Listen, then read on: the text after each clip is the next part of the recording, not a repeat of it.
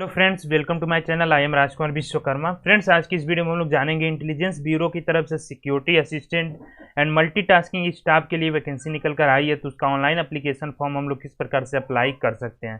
Friends, ये official notification है जो कि इंटेलिजेंस ब्यूरो की तरफ से यहाँ पर रिलीज किया गया है। इसका लिंक आपको वीडियो के डिस्क्रिप्शन में मिल जाएगा एंड वहाँ से आप लोग ये ऑफिशियल नोटिफिकेशन डाउनलोड करके इस वैकेंसी से संबंधित पूरी जितनी भी महत्वपूर्ण जानकारियाँ वो सभी डिटेल आप लोग पढ़ सकते हो। फॉर्म भरने के लिए आपको इस वेबसाइट पर आना होगा। इसका लिंक भी आपको वीडियो के डिस्क्रिप्शन में मिल जाएगा एंड यहाँ पर आने के बाद इस प्रकार का इंटरफेस दिखाई देगा। यहीं से आप लोग यहाँ पर नोटिफिकेशन डाउनलोड कर सकते हो। यहाँ पर कोई क्वेश्चन है तो उसको रीड कर सकते हो। बाकी फॉर्म भरने के लिए ऊपर देख सकते हो रजिस्टर एंड लॉगिन का 2 बटन दिखाई दे रहा है। सबसे पहले आपको रजिस्टर वाले बटन पर क्लिक करना होगा। क्लिक करने के बाद आपके सामने इस प्रकार से थोड़ा सा लोडिंग होगा, तो आपको वेट करना है एंड उसके बाद आपके सामने रजिस्ट्रेशन फॉर्म ओपन हो जाएगा। रजिस्ट्रेशन फॉर्म में आपको रजिस्ट्रेशन करने के लिए यहाँ पर सबसे पहले अपना नाम फिलअप करना होगा। क्लास 10 के सर्टिफिकेट के अकॉर्डिंग यहाँ पर नीचे बताया गया है, क्लास 10 के सर्टिफिकेट के अकॉर्डिंग ही आपको अपना नाम फिलअप करना है। फिर यहाँ पर आपको अपना मोबाइल नंबर बताना है। यहाँ पर दोबारा से मोबाइल नंबर एंटर करके आपको कंफर्म कर देना है। यहाँ पर आपका अल्टरनेट मोबाइल नंबर पूछा जा रहा है, तो यदि कोई आपके पास दूसरा मोबाइल नंबर है तो उसको भी यहाँ पर एंटर कर सकते हो, नहीं तो इसको फिर आप लोग खाली छोड़ के आगे बढ़ जाना। फिर यहाँ पर आओगे तो आपको अपना ईमेल एड्रेस बताना है। यहाँ पर जस्ट बगल में सेम ईमेल एड्रेस एंटर करके आपको कंफर्म कर देना है। यहाँ पर बताया गया कि आपका mobile number and email ID correct होना चाहिए, उसको 2 बार मैच कर लीजिएगा, क्योंकि आगे फ्यूचर में जो भी कम्युनिकेशन होगा वो email ID and mobile number के थ्रू ही आपसे किया जाएगा। यहाँ पर डोमिसाइल स्टेट आपका पूछा जा रहा है, किस स्टेट से आप लोग ये फॉर्म अप्लाई कर रहे हो, तो यहाँ पर सिंपली अपना जो भी स्टेट है उसको सिलेक्ट करोगे।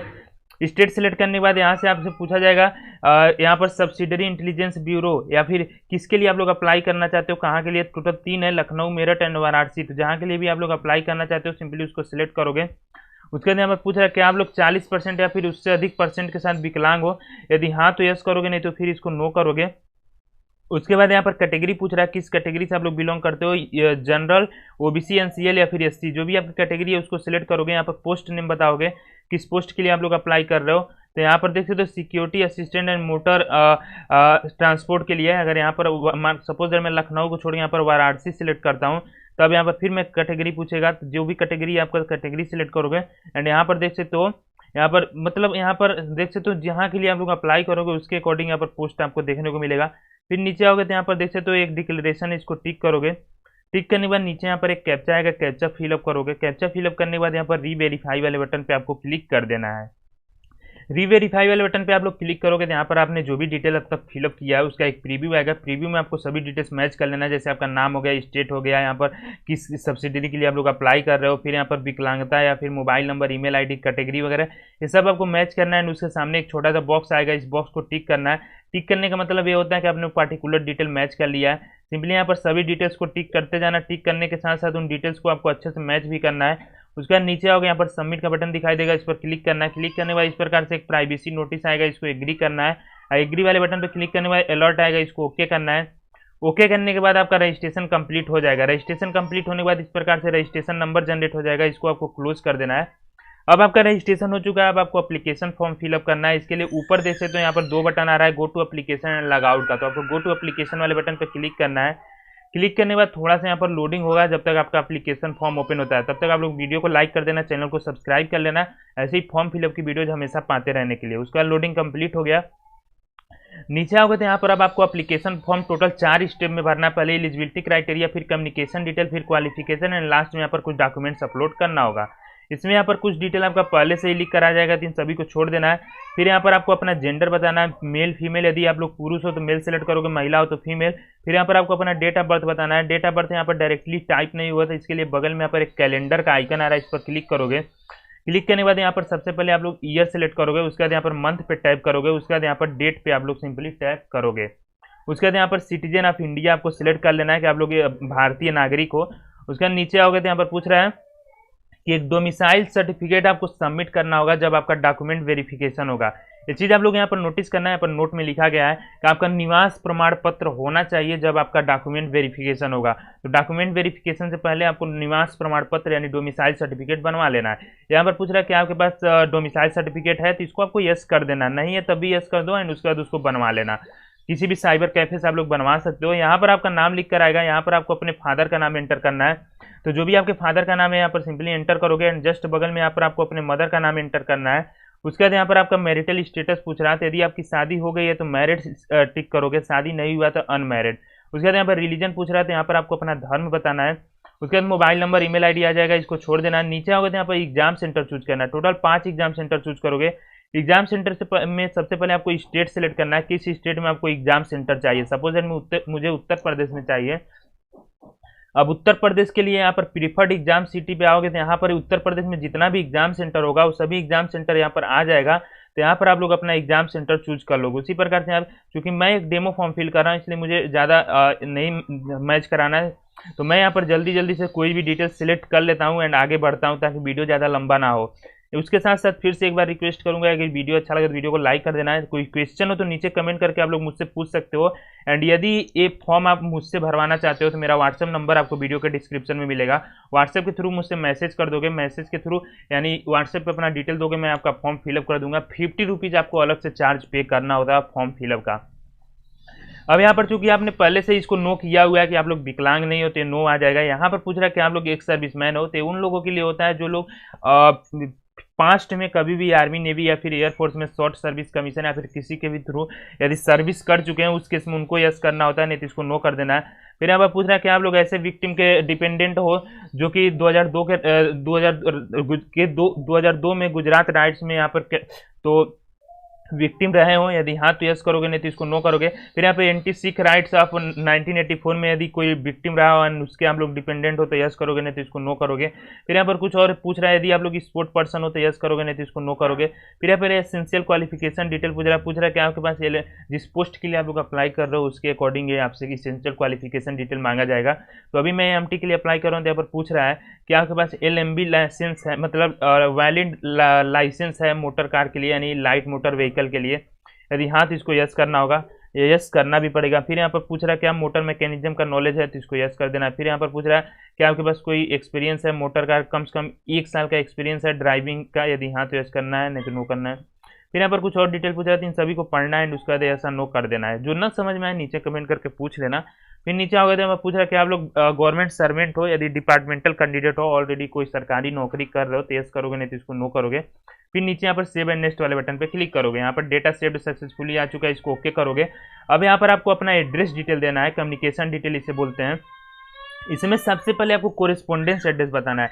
कोरिस्पोंडेंस एड्रेस बोले तो मतलब अभी वर्तमान का पता बताना होता है, जहां पर अभी आप लोग वर्तमान में रहते हो। सपोज दैट आपका घर कहीं और है लेकिन किसी रीजन से आप लोग कहीं और रूम लेकर रहते हो, किसी अदर सिटी में रहते हो, तो उस केस में यहाँ पर आपको प्रेजेंट एड्रेस बताना होता है। इसमें आप लोग देख सकते हो एड्रेस 1, एड्रेस 2। फिर यहाँ पर कंट्री सिलेक्ट करोगे।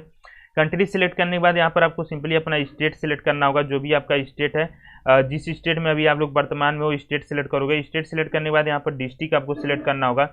डिस्ट्रिक्ट सिलेक्ट करने के बाद यहाँ पर पिन कोड भी आपको एंटर करना होगा, जो भी पिन कोड है यहाँ पर सिंपली एंटर करोगे।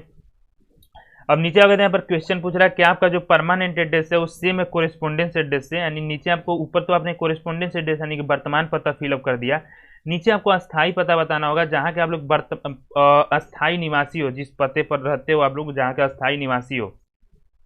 यदि वो एड्रेस अलग है तो अलग से फिलअप करोगे, नहीं तो ऊपर यहाँ पर पूछ रहा है कि आपका दोनों एड्रेस सेम है, तो इसको यस कर देना है। यस करने के बाद देखोगे ऊपर वाला एड्रेस नीचे भी फिलअप हो चुका है। अब आपको सेव एंड नेक्स्ट वाले बटन पर क्लिक करना है। यहाँ पर आपको क्वालिफिकेशन डिटेल देना है, इसमें मैट्रिकुलेशन क्लास 10th का डिटेल देना है। फिर यहाँ पर इंटरमीडिएट का डिटेल देना है। फिर यदि कोई एडिशनल क्वालिफिकेशन है तो उसका डिटेल आपको देना होगा।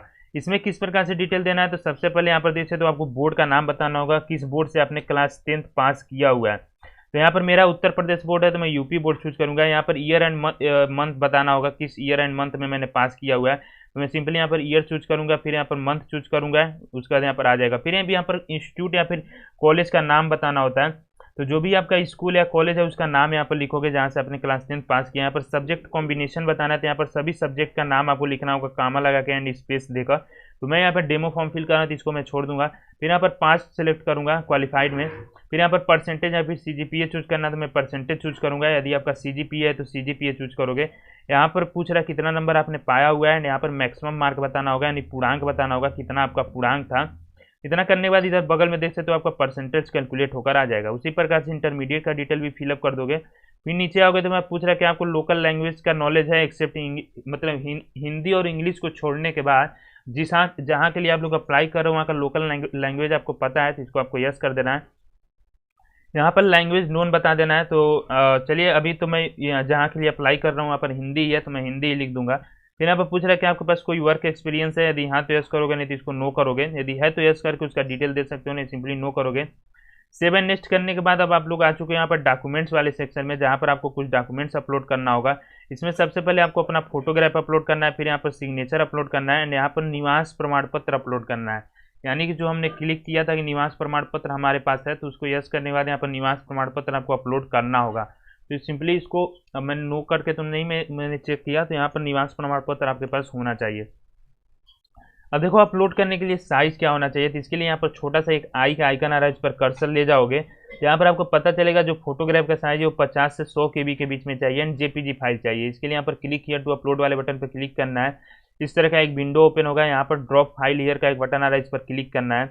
क्लिक करने के बाद आपके लैपटॉप या फिर कंप्यूटर में जहाँ पर भी फोटोग्राफ आपने रखा हुआ है अपने लैपटॉप में या फिर मोबाइल में, सिंपली वहाँ से वो फोटोग्राफ आपको सिलेक्ट करना होगा।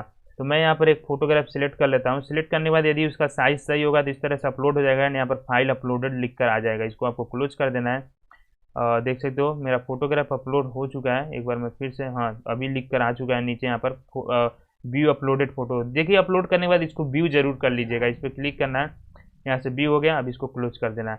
उसी बार सिग्नेचर एंड डोमिसाइल सर्टिफिकेट भी आपको अपलोड कर लेना है।